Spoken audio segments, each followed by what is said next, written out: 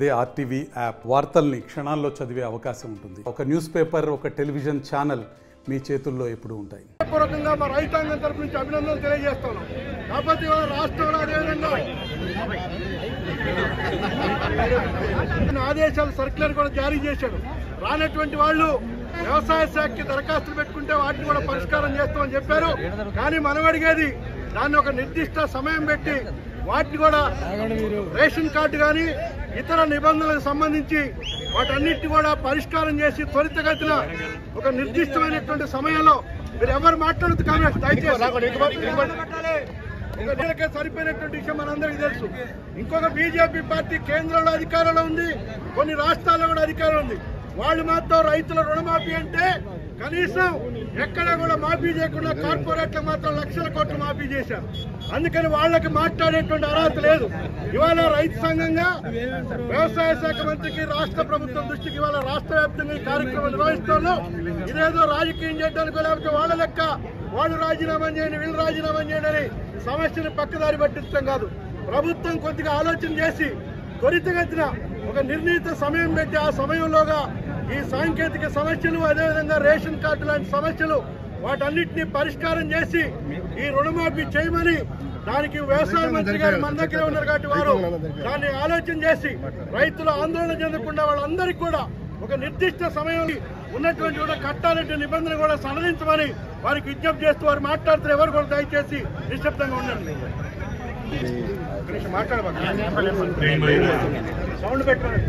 రైతు నాయకులందరికీ రైతు సోదరులందరికీ హృదయపూర్వక నమస్కారం. ఈరోజు మీ యొక్క ధర్నా కార్యక్రమాలు ఇంకా ధర్నా చేయాల్సిన సందర్భం రాలేదు, సమయం రాలేదు, ఆదిలోనే అరుస్తున్నారు. విషయం ఏంటంటే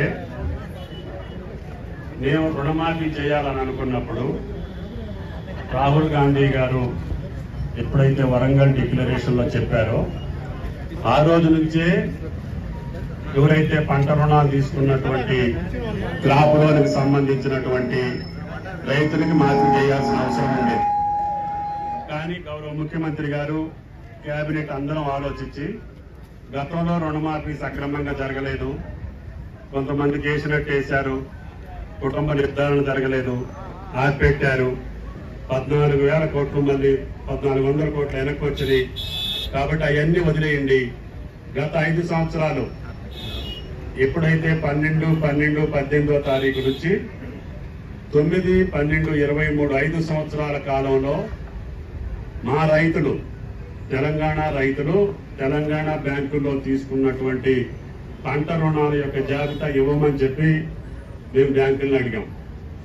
ఎప్పుడు 6 నెలల తర్వాత, గవర్నమెంట్ వచ్చిన 6 నెలల తర్వాత బ్యాంకులను అడిగాం. వాళ్ళు గతంలో 40 లక్షల ఖాతాలు ఇచ్చారు అంతకుముందు ప్రభుత్వానికి. మేము అడిగిన తర్వాత 42 లక్షల ఖాతాలు మా దగ్గరకు వచ్చినాయి. 42 లక్షల ఖాతాలకి 2 లక్షల లెక్క చొప్పున మేము మొత్తం క్యాలిక్యులేట్ చేసుకుంటే 30,000 పైన 31,000 కోట్లు కావాలని నిర్ధారణకు వచ్చాం.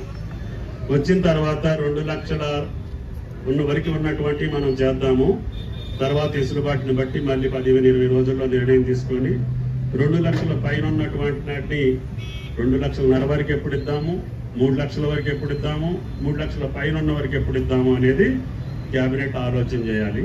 ముందు 22 లక్షల మందికి 2 లక్షల వరకు అప్పు ఉంది, రుణం ఉంది. ఆ 2 లక్షల వరకు 22 లక్షల ఖాతాల్లో చేశాము. వాటిలో 18,000 కోట్లు బ్యాంకుల దగ్గర జమ అయి ఉన్నాయి. నిన్నటి వరకు సుమారు 12,000 కోట్లు సుమారు రైతులు మళ్ళీ వెళ్ళి సంతకం పెట్టి లోన్ తీసుకున్నారు. ఇంకొక 6-7,000, 7,000 కోట్ల దాకా రైతులు వెళ్ళి మళ్ళీ సంతకం పెట్టి మేము ఇచ్చిన 2 లక్షలతో పాటు ఇంకా ఎక్స్ట్రా కావాలంటే కూడా ఇవ్వమని చెప్తాము. ప్రభుత్వం ఇచ్చినటువంటి 18,000 కోట్లలో 1 రూపాయి కూడా బ్యాంకు మినాయించుకోవడానికి వీలు లేదు. మరి రైతు చేతిలోకి వెళ్ళాలి, వెంటనే వెళ్ళాలి. మొన్ననే 4 రోజుల క్రితం ఎస్ఎల్బిసి మీటింగ్ పెట్టి 42 బ్రాంచ్ల మేనేజర్లందరినీ పిలిచి హెడ్స్ని మీరు డిస్బర్స్మెంట్ సక్రమంగా చేయట్లేదు, త్వరగా చేయాలి. ఈ 18,000 కోట్లు ఇచ్చేస్తే ఈ 18,000 కోట్లో 2 లక్షల లోపు ఉన్నటువంటి వాళ్ళకి తెల్ల కార్డులు ఉన్న వాళ్ళకి ఏ సమస్య లేకుండానే వెళ్ళిపోతాయి. ఎందుకంటే కుటుంబం నిర్ధారణ చేయాల్సిన అవసరం లేదు. తెల్ల కార్డు లేనటువంటి పాస్బుక్ల మీద లోన్ ఉన్నటువంటి వాళ్ళ ఖాతాలని ఇంటికి వెళ్ళి మేము సుదర్శన్ గారి కుటుంబంలో ఎంతమంది ఉన్నారు, హేమంతరావు గారి కుటుంబంలో ఎంతమంది ఉన్నారు చూసి అక్కడనే అప్లోడ్ చేయొచ్చు. యాప్ ఎట్లా పెట్టామంటే నిన్నటి నుంచి పని జరుగుతుంది. వాళ్ళు ఇంటికి వెళ్తారు, కుటుంబాన్ని నిర్ధారించుకుంటారు, ఆ కుటుంబ సభ్యులతోటి ఫోటో తీసి ఆ ఏవో ఫోటో కూడా మాకు అప్లోడ్ అవుతుంది. వాటికి సుమారుకు 3,000 కోట్లు కావాలి. ఈ నిన్నటి నుంచి మొన్నటి నుంచి యాప్ తయారు చేసి పంపించాము. దాన్ని త్వరితగతిన 2 లక్షల లోపు ఉన్నటువంటి కుటుంబ నిర్ధారణ కానటువంటి తెల్ల కార్డు లేనటువంటి రైతులు కూడా మేము త్వరగానే వారం 10 రోజుల్లోనే పూర్తి చేసి వాళ్ళ అకౌంట్లో 2 లక్షల రూపాయలు చేయడం జరుగుతుంది. ఈ లోపుగానే క్యాబినెట్ కూర్చొని 2 లక్షల పైన ఉన్నటువంటి రైతులకి ఇంకా సుమారు 10 నుంచి 12,000 కోట్ల దాకా వేయాల్సిన అవసరం ఉంది. అంటే 2.5 లక్షల వరకు ఎప్పుడు వేయగలుగుతాను, 3 లక్షల వరకు ఎప్పుడు వేయగలుగుతాను క్యాబినెట్లో నిర్ణయించి నిధులు సమీకరించుకొని ఆ రైతులకి మేము షెడ్యూల్ ప్రకటిస్తాం.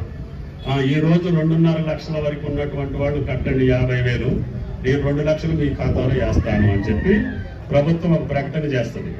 తప్పకుండా మేము అనుకున్నటువంటి 31,000 కోట్లు రైతు చేతిలోకి వెళ్ళేదాకా మాకు బ్యాంకులు అయితే ఏదైతే 42 లక్షల ఖాతాలు ఈ రైతులు మాకు అప్పుందని ఇచ్చారో ఆ 42 లక్షల మందిని కంప్లీట్ చేసేదాకా ప్రక్రియ కొనసాగుద్ది. కానీ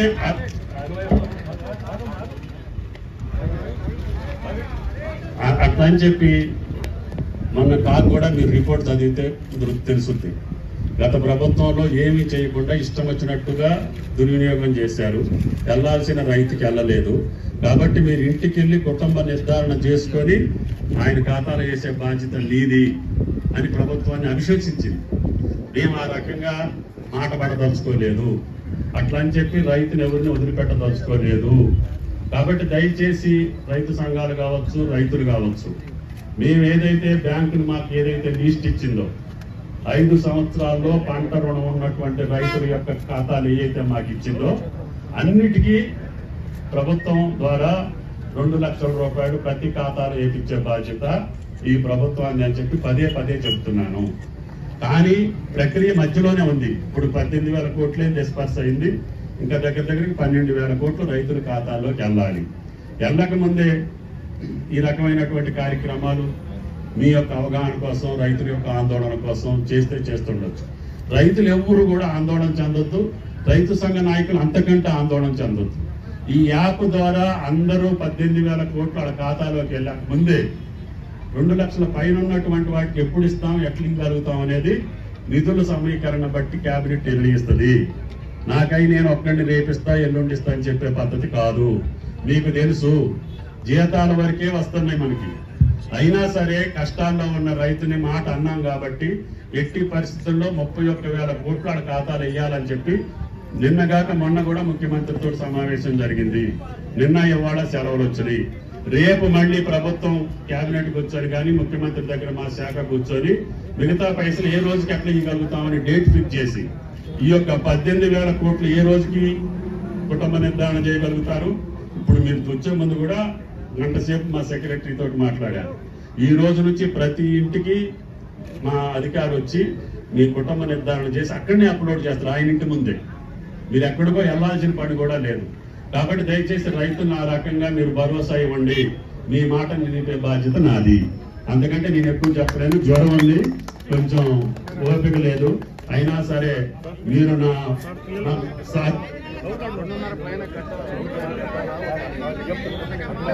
కట్టాల్సిందే. కుటుంబం ఆగండి, దానికి కూడా చెప్తా. 2,50,000 మాట్లాడుకోండి. ఎందుకు మాట్లాడతారు? చెప్పేది నేను 2 లక్షలు ఉంటే వేస్తా. నువ్వు 50,000 కట్టకపోతే నీకు రెగ్యులర్ కాదు, లోన్ రాదు. అంటే ఆ కుటుంబాన్ని మళ్ళీ బాధల్లో పెట్టదలుచుకోలేదు. కుటుంబం రుణ విముక్తులు కావాలి. కుటుంబం రుణ విముక్తులు అయితే నువ్వు 2.5 లక్షలు కట్టి 3 లక్షలు తీసుకో, మాకు అభ్యంతరం లేదు. నువ్వు కట్టిన కాడికి నీ చేతిలోకి రావాలి. నువ్వు ఎంత కడితే అంత. కానీ కట్టకపోతే 10,000 ఎక్కువ ఉన్నా కూడా నీకు లోన్ రెగ్యులర్ చేయడానికి లోన్ ఇవ్వడం, దానివల్ల నీ కుటుంబం రుణ విముక్తులు అయినట్టు కాదు. కాబట్టి కరెక్ట్ గా రైతుల బాగు కోసం మీరు ఏం చెప్పినా కూడా ఈ ప్రభుత్వం వింటది అని చెప్పి విజ్ఞప్తి చేస్తున్నారు. Thank you. మరిన్ని వీడియోస్ కోసం ఛానల్ ని సబ్స్క్రైబ్ చేయండి, లేటెస్ట్ అప్డేట్స్ కోసం వాట్సాప్ ఛానల్ ని ఫాలో చేయండి అండ్ లింక్ డిస్క్రిప్షన్ లో ఉంది.